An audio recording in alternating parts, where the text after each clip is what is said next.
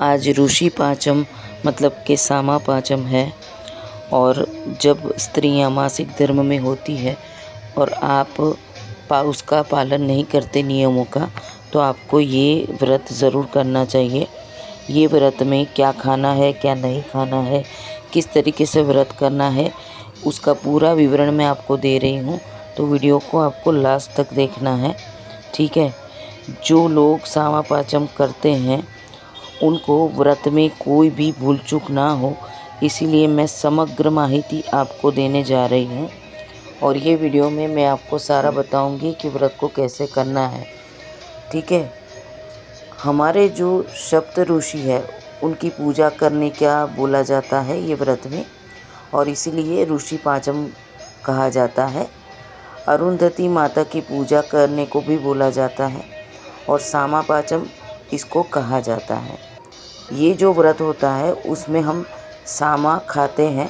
वो एक तरीके का मोरैया जैसा पदार्थ आता है, उसको खाना होता है, ठीक है। और मोरैया जो होता है वो सफ़ेद कलर का होता है, सामा थोड़ा सा ब्राउन होता है, वो हम खा सकते हैं। कंदमूल का उपयोग हमको नहीं करना है, ठीक है। जो लोग व्रत कर रहे हैं उनको कंदमूल नहीं खाना है, मतलब कि ज़मीन के अंदर से उगी हुई कोई भी वस्तु आपको आज नहीं खानी है, ठीक है। जो ज़मीन से बाहर उगी हुई वस्तु है वही आप खा सकते हैं। जो वेला बनता है, वेल बनती है, उसमें जो उगता है वही चीज़ें आप खा सकते हैं, ठीक है।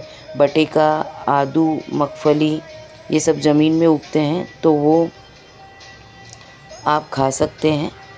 और जो वेल पे होता है वो भी आप खा सकते हैं। टमेटा, गलका, काकड़ी, दूधी ये फ्रूट की तरह गिना जाता है, ये भी आप खा सकते हैं। कुछ लोग एक बार खाना खाकर ये व्रत को करते हैं, ठीक है। कुछ लोग पूरे दिन का उपवास रखते हैं, कुछ लोग फराल करते हैं। जिसको जिस तरीके से करना हो उस तरीके से वो कर सकते हैं।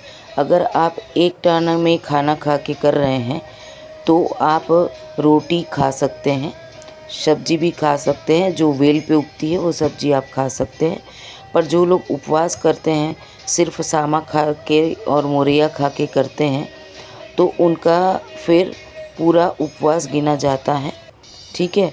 और उनका उपवास में उनको मोरैया और सामा ज़रूर से खाना है। थोड़ा सा सामा पहले खा लेना है, उसके बाद आप खाना खाएंगे, ठीक है।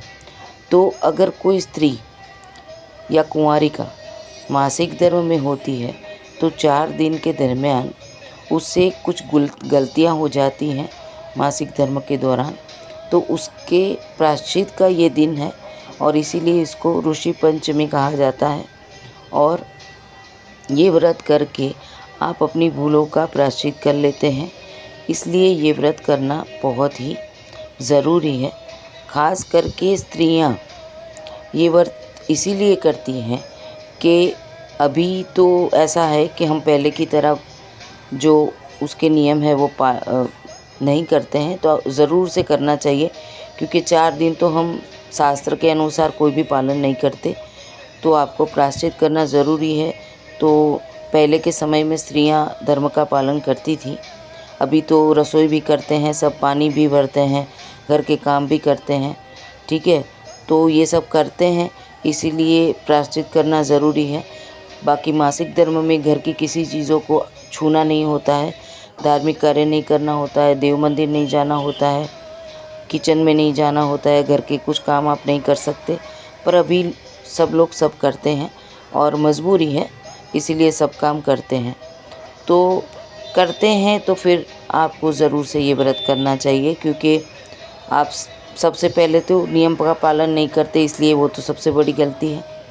तो अभी वो दोष की मुक्ति के लिए आपको ये करना चाहिए। भाद्रवा सुद पाँचम के दिन सामा पाचम आता है और ये दोष से निकलने का और मुक्ति लेने का ये एक दिन है, ठीक है। मासिक धर्म वालों के लिए ही है, बच्चियों के लिए ये नहीं है।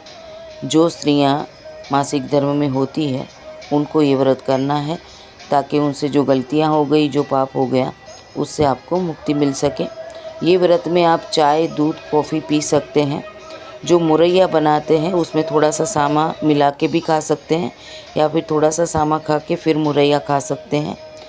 पर आलू का उपयोग ना करें तो अच्छा है, ठीक है, क्योंकि वो ज़मीन के अंदर उगता है। हल्दी आप ना डालो तो अच्छा है, पर अगर डालना चाहो तो डाल सकते हो। मिर्ची डाल सकते हो, नमक का उपयोग कर सकते हो, सिंधालू नमक का। कंदमूल नहीं खाना है तो आलू आप उपयोग ना करें तो अच्छा है। बाकी जिसको प्रॉब्लम है कि नहीं खाना ही है तो फिर उसका कुछ नहीं हो सकता। आप वेल पे बनी हुई चीज़ें खा सकते हैं, जैसे कि मैंने बताया काकड़ी है, दूधी है, ठीक है। और सामा पाचम की जो वार्ता है वो भी सुननी चाहिए, उससे पुण्य मिलता है।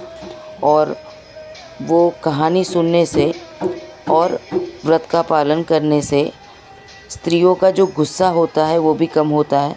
और जो व्रत करते हैं उनको आज के दिन ब्रह्मचर्य का पालन करना ज़रूरी है, गुस्सा करना ज़रूरी नहीं है। आज के दिन लड़ना झगड़ना, किसी की निंदा करना, ये सब आप नहीं कर सकते हैं। मन को शांत रखना है।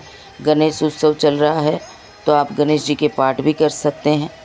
सप्त ऋषियाँ जो होते हैं उनका मन में आप ध्यान कर सकते हैं। शिव के मंत्र का आप जाप कर सकते हैं। आप दर्शन करने जा सकते हैं, ठीक है। अगर प्रश्न ये है कि आज के दिन ही हम अगर मासिक धर्म में है तो क्या हम व्रत कर सकते हैं, तो उसका जवाब ये है कि वैसे भी हम गलतियां तो करते ही हैं, ठीक है। तो सबसे पहले तो आप लाइक करके, शेयर करके, सब्सक्राइब कर दो मेरे चैनल को, और जय माता जी लिख दो कमेंट में। और अगर आपको कृपा चाहिए तो ये कहानी आपने पूरी सुनी है तो मैं ये भी बता दूं कि आज के ही दिन किसी महिला का मासिक धर्म है तो भी वो व्रत कर सकती हैं। पूजा विधि तो यही है कि आपको व्रत करना है, ठीक है। और अगर आपको देव दर्शन जाना है तो वो आप नहीं जा सकते, बाकी व्रत आपको घर पे बैठ के ही करना है, और नियमों का पालन करना है, और उपवास करना है, और फराल खाना है। तो आप आसानी से वो व्रत को कर सकते हैं, चाहे आप मासिक धर्म में हैं या फिर आपका मासिक धर्म नहीं है, क्योंकि ये व्रत ही प्रायश्चित का व्रत है। जो आपने गलतियां करी थी उसका व्रत है, ठीक है। शर्त ये है कि सिर्फ आप पूजा नहीं कर सकते आज के दिन, ठीक है।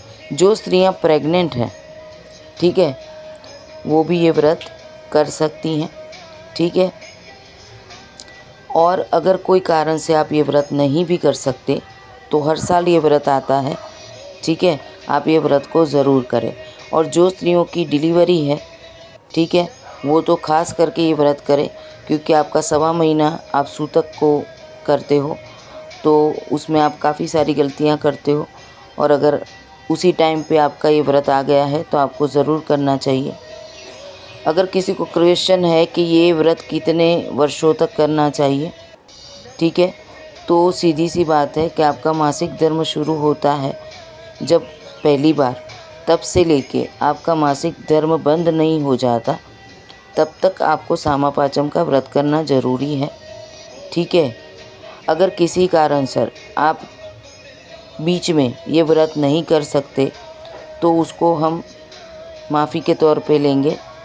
जो विधवा बहनें हैं वो भी ये कर सकती हैं, जिनके घर में सूतक है वो ये व्रत को श्रद्धापूर्वक कर सकते हैं।